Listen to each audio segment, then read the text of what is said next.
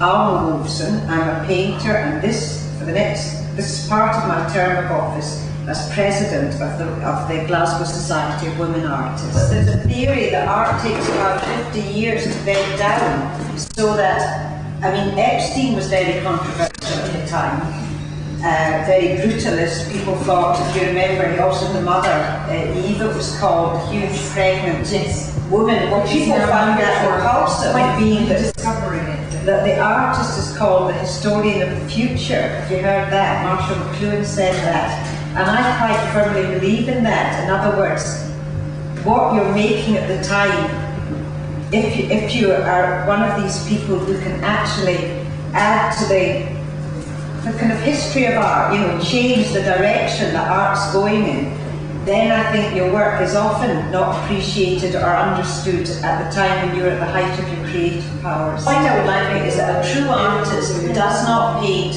or work for the public, but for themselves, and it's what is inside them that they want to express, and whether or not that is fashionable is really not their concern. They are motivated by an inner compulsion, and they wish to express this and externalize it, and to do it in 3D is a very special thing, very interesting and exciting and permanent. And do you think that that's very true of Hannah, and the fact that so little of her work was sold in the past? I think that art generally was not fashionable. Do you remember the controversy when Honeyman spent £8,000 to buy Daddy's Christ, one of the most expensive pictures now in the world? Well, I think only rich people really had the money to invest in art. It wasn't as popular. It was considered elitist. I hope it no longer is. But I think all that came into it. It didn't have the high profile that it has in this media age. Or how important is Hannah Frank in this very established group of women artists? Well, Hannah Frank lends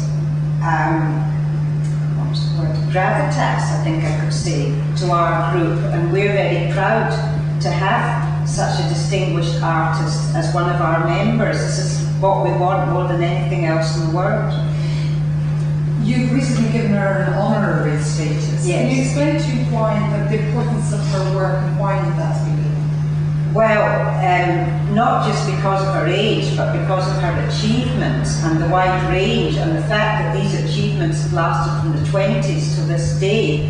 It's only very, very recently that Hannah stopped exhibiting in the RGI and the RSA, so she's been part of the Glasgow scene, I would say, involved and respected by the other artists in this scene for this tremendously long time. And as a woman, I mean, she is respected as an artist, not just as a woman, but since ours is a society purely of women, then we feel, you know, very honoured and able to give her this very, very small token of recognition from us. She's obviously recognised by herself, but where does she sit in the wider context of Scottish art?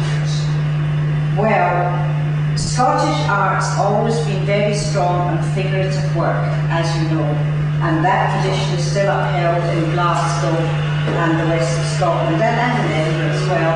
And I think that, along with Ben Shot, that she,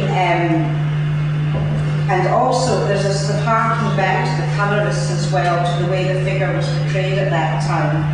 And I think that she stands as what could be achieved in figurative art at a certain period. I also think that though perhaps somebody working today would not produce the same result, her work is now classic, which means it's out of fashion. It's beyond, it's above all that.